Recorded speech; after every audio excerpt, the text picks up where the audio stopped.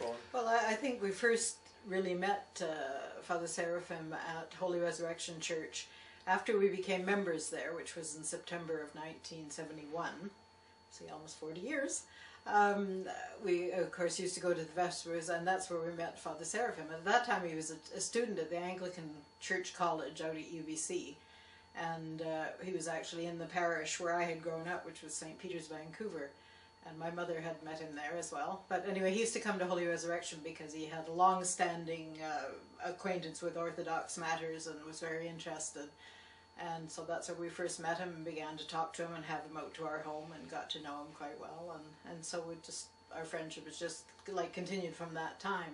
When he was a priest, an Anglican priest at Ponoka in Alberta for several years, and often in the wintertime he would get a flu or a cold which would linger on and on and on, so he'd usually manage to take a couple of weeks off and he would come down to Vancouver here, and then Ed would look after him and restore him to health and that sort of thing. And then, but we always said to him, but you should be Orthodox, Lidika, you must become Orthodox. And he'd say, well, in the fullness of time when the Lord shows me, and then finally he did become Orthodox. So we always say we pushed him a little bit to become Orthodox.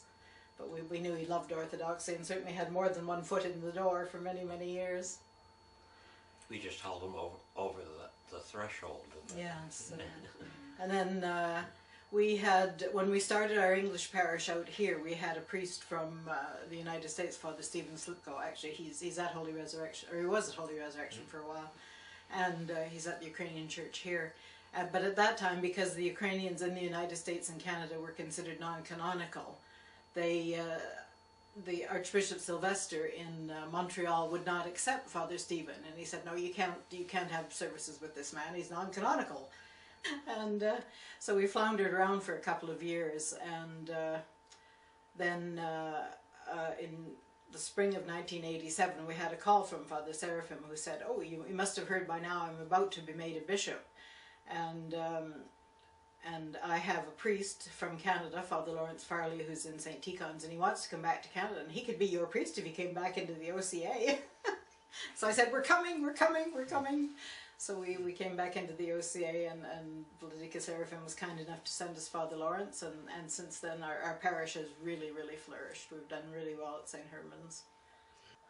Oh, many times over the years, you know, always at least once a year when he was out this way, he'd try and stay with us if he possibly could. And of course, he's such a loving, kind person that everybody wanted him to come to their house, so there were many, many demands placed on him, but whenever he could, he would say, well, can you get me a night at the Hartleys? And we always said, the Hartley Hilton is your home, you're most welcome here. So we always told him that in our home, he wasn't allowed to be an honoured guest, he was just a member of the family, and we'd say, put your feet up and relax and just take it easy. So, and he seemed to like that. We always gave him a little sip of wine at bedtime, so he slept well. Yeah, he always seemed very relaxed with us, and well, we've known him for so many years. In fact, he dandled our children on his knees, you know, when he used to come here, because we have 3 children. My son, who is 41 now, and our daughters just turned 40. They're twins. So Vladika has known them like since they were babies, and as I say, he dandled them on his knee and played games with them, and was always the soul of kindness to them. When I heard about all the nonsense, I wrote him in Ontario. I didn't know exactly where it was, but I said we wished him well, and he was always welcome here. And at the end, I didn't say I knew exactly what was going on, but we had heard rumors, of course. Blessed are you when men revile you and persecute you and say all manner of evil against you falsely for my sake. Rejoice and be exceedingly glad. Great is your reward in heaven. And just a hint that we had heard that we something. Knew, but also we still loved him, you see. But it doesn't change our feelings towards him in any way. It's just one of these very unfortunate things, and I hope it'll be all right. Nobody knows the source of all this. Everybody, our Lord was crucified. You know, they crucified our Master, Son of God was crucified. So sometimes, as the Lord said, "Blessed are you when men revile you, because you're pleasing to God." You see, somebody doesn't like him, obviously, and we don't know the full story of this. May never learn it. But we hope that there's so much pressure in the courts now, and everything's in such confusion, innocent people do get even imprisoned at times, you Yeah. know, and there've been, actually they've had quite a review of all the old Many old cases. in Canada, and some people have been released who have even been jailed for years. You know, they were known to be innocent. The court is made up of human beings, and although they do their best, you know, their mistakes are made. You see, we probably will never find on this side of the world of heaven who is behind this, but we suspect a few things. But our Lord had many enemies, so the better you are, the more enemies you can have. This wouldn't be published. No. Just No. I wanted to say that when you remember when Metropolitan Herman was out, I don't know how to say, he was the deputy of the Vladika Dimitri, yeah, and he spent almost 3 months over there dealing with all these things. And of course he was the first, more of that, he was the secretary of the Holy Synod for 22 or 23 years, and that's why he was involved in those things with the Kondratik family.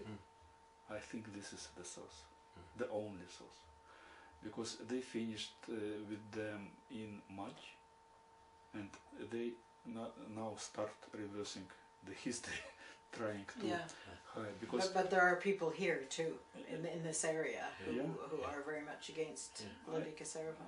Actually, I don't know such people. What could he do Well, for them? we had the original church that we founded was called St. Nicholas, and it's also down in Langley, about 2 miles from our present church. Yeah. And Ed and I left that church years ago because it was taken over by a bunch of Romanian people who were very, very pushy. And they just wanted to change everything that we had put there. So we just said, well, we're not coming to church to fight every Sunday. We'll just walk away quietly. They wanted to make it a completely Romanian priest, And, Romanian church. Then it was taken over by Bishop Lazar and Bishop Varlam, and they looked after the parish very well for 20 years. But there was a Romanian faction and a Greek faction. And I guess Bishop Lazar had a very strong personality, so he was able to hold this group together. But when he retired, then the church split, and there was a lot of bitterness on both sides. And Vladika Seraphim, we hoped that he was doing what he thought was best for the church, chose to go with the Romanian group. And it seemed to us, who were working with the Greeks, that he was ignoring the Greeks. But it was just one of these things. But anyway, it finally was settled, and the congregation was in fact dissolved, and another group is renting the church. But the Romanian people who originally started all the trouble are still there, and we've heard them through others speak against Bishop Seraphim very harshly. So we wouldn't be surprised if they were involved in some way. And a few months ago, one Romanian lady, we never mentioned her name, of course, said to one of the Greek people that we know, "We're not finished with Bishop Seraphim yet." Yeah. So it And they say suggests they some all kind have of an contacts in the Winnipeg area. We may never too. find the Yeah, truth so behind it. Maybe just we well, don't know. so We're there's just no hard guessing. We're feelings. just guessing. There's but, some but intrigue there's some behind ill this. will there. I remember how he tried to help them. He came here to Vancouver area just to spend one night with them, just one evening to talk to them, and he returned back the same day. So he did it at least twice. Yeah. For the bishop. He certainly seemed to be trying hard, and we don't know all the ins and outs because we're not included in the discussions. But it was just one of those very unfortunate things that can happen in the church. Somebody like Vladika Seraphim should be accused. I mean, it's totally beyond comprehension. I mean, there is no kinder man in the world, I'm sure. Yeah. You know, and one who is more gentle with children, and just a man who radiates Christ. It just, you know, that somebody would accuse him. We couldn't believe it. We just couldn't believe it. And the trouble is, even if Vladika is totally exonerated, which he should be, it's always there. It's not the kind of thing that goes away. You know, it's people years from now will be saying, "Oh, remember that Archbishop? He was accused of this and that." And that's the sad thing, you know, that it's really sort of ruined his life. And Seraphim has been so wonderful. I mean, the church in Canada was virtually neglected for about 10 years. We had no bishop, and it was usually the Metropolitan, I think it was Theodosius at that time, was the locum tenens for Canada. But of course, being the Archbishop of the whole OCA, he didn't have time to do much in Canada, and we never saw him in Canada. And the church was just sort of going downhill. So when we got Seraphim, and he took over, I mean, he's just done a wonderful job of resurrecting the church in Canada and getting things rolling along smoothly. He's just been fabulous. Because it was a very, very hard job, I'm sure. The children were, of course, when we had we had a son who's now what, 42 now or 41? 42 this month, I guess. Yeah, 42. That's right, 42 this month, and twin birthday. daughters who are about what? The girls just turned 40. 40, yeah. And they're all married now, and everything is going well. Our son became a computer programmer. In the days computers were just coming in. I'm still computer illiterate. Yeah, he took his degree in computer science at Simon Fraser, and one of our girls got a degree at Simon Fraser and majored in French. She was teaching French in a private school. That's a downside because of the economy, and she's out of work now. And the other daughter just became a housewife, but her husband she homeschools kids, as well, and they have 3 children. And she turned out to be a very talented musician and was a leader of our choir at the church for 20 years, until she quit a couple of years ago. But we started off here in 1978 having services in our little chapel in the backyard, which you must take some pictures of that. And with Father Stephen Slipko, and we didn't have any professional musicians at all, so it was just kind of blundering our way through. Everybody we met, we asked, do you have anything with English words and Russian music that we could use? Because it was really hard to find stuff 40 years ago, really hard to find anything. And so we scrounged everywhere we went, and we just sort of muddled our way through. But then by the time Andrea got to be about 16, she said to me one day, "Oh, I'd really like to do what you do, Mum." And I said, "What do you mean?" She said, "Well, I'd like to lead the singing." And I said, "Would you?" "Oh, please do," because I don't have a gift for it.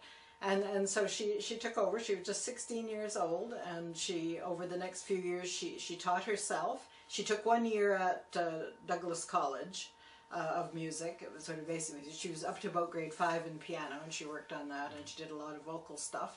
And she taught herself basically how to conduct the choir and everything. And we have a friend who is a Anglican church organist, and she helped Andrea a lot with reading music and singing at sight and that sort of thing. And she just blossomed into the most talented musician. We had a wonderful little choir here at St. Herman's, and the last time I remember we went to a music conference, and she of course wanted to participate in the group that was for people who conducted choirs. And she said, "You know, Mum, I'm really worried," because she said, "I'm not trained professionally, and they'll probably laugh at the way I conduct a choir." And I said, "Well," I said, "it's always good." I said, "Give it a try and see what you do." So she went and did her thing with the group, and afterwards 2 or 3 people came up to her and said, "We love what you do. Show us what you do. We'd like to learn to do what you do."